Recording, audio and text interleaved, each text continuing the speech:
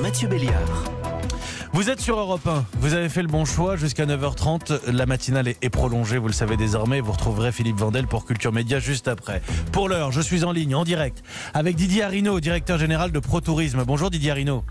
Bonjour Mathieu Béliard. Et merci beaucoup d'être en direct avec nous. Il y a eu un petit peu de confusion ces dernières heures entre une première phrase de Jean-Baptiste Djebbari, le ministre en charge des Transports, le secrétaire d'État, qui nous expliquait qu'il fallait peut-être attendre pour réserver l'été prochain.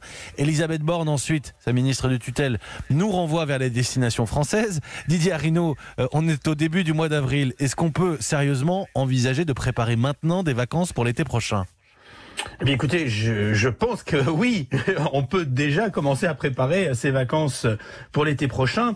En revanche, il est évident que ça va être très compliqué de prévoir un voyage à l'étranger. Rappelons qu'aujourd'hui, la plupart des vols sont à l'arrêt. L'aéroport d'ailleurs d'Orly est fermé. Et les compagnies aériennes prévoient seulement 50% du trafic de ce qu'il était avant l'arrêt de ce trafic, uniquement dans 5 mois. Donc autant vous dire, bien après la saison touristique.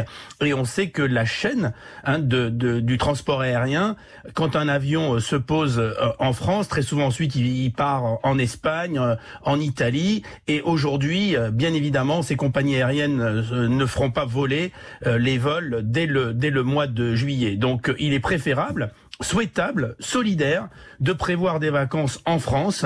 Notre pays recèle de fantastiques merveilles, de diversité de territoires et de patrimoine. Et justement, ça sera une bonne occasion de rester en France. Et puis on a eu, je me permets, la problématique des Français coincés à l'étranger. En ce moment, c'est peut-être aussi un peu plus rassurant de se dire je pars en Dordogne ou sur la Côte d'Azur.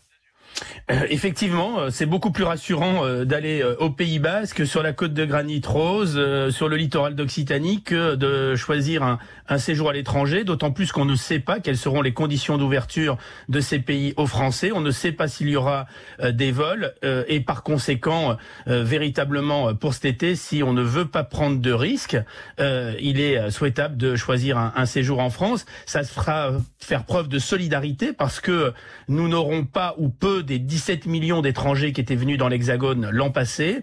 Et en revanche, les 9 millions de Français qui partent chaque année à l'étranger, ceux-là, en été, ceux-là resteront dans l'Hexagone. Et le secteur du tourisme en a bien besoin. Il faut rappeler qu'il y a quand même 400 000 personnes sans emploi en ce moment. Il y a 50 000 saisonniers qui attendent d'être recrutés. Il y a un coût tout à fait considérable de plus de 10 milliards d'euros pour chaque mois de confinement.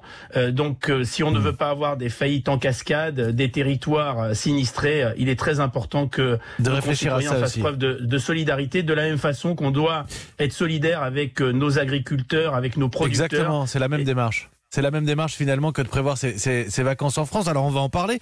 Cela dit, je note, pardonnez-moi, je surligne ce que vous venez de me dire. 50% du trafic aérien dans 5 mois.